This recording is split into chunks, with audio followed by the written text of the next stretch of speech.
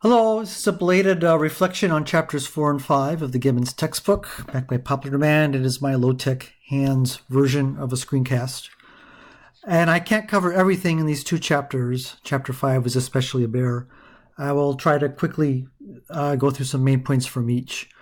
Chapter 4, the main thing I got was her discussion of the mode continuum from speaking to writing and her examples here, and how language can be broken down not necessarily between oral and written, but between more situation embedded. So this is level here, extremely situation embedded, so you have to be there face to face with physical context and body language and facial cues and such. And then at the other extreme, you have no longer situation embedded or dependent on a certain context. The language is dense and rich enough to create its own context, as it were, and its meaning should be derived just from reading the language itself.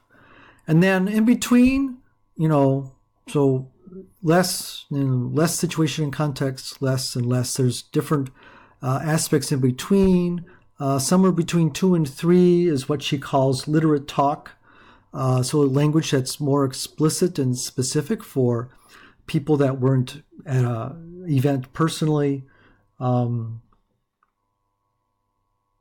it's kind of a middle line between the informal social language and academic writing. And it's something that teachers could use, again, to push. And so she talks about in the rest of the chapter how teachers can use to teach content. And you have activities to teach content and have the students use the informal language at this level, which many English learners are comfortable with. And then once they have the content, at that point, trying to push them to develop and describe what they learned using more and more formal, less situation embedded language.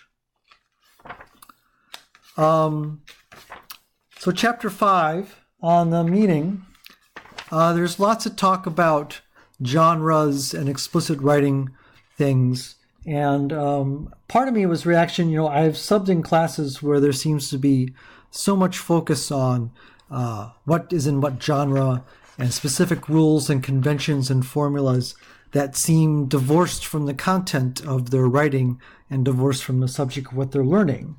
But that might be an unfair criticism because I wasn't there when the teacher was originally presenting these lessons.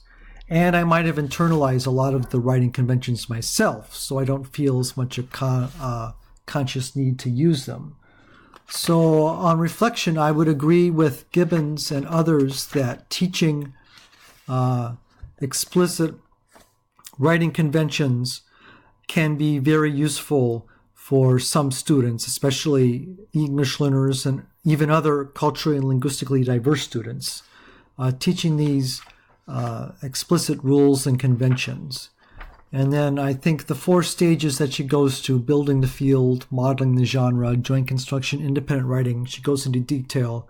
And so I do say there's definitely potential to use this. Again, the challenge would be not making this so repetitious and boring for students. I would see that as a main challenge.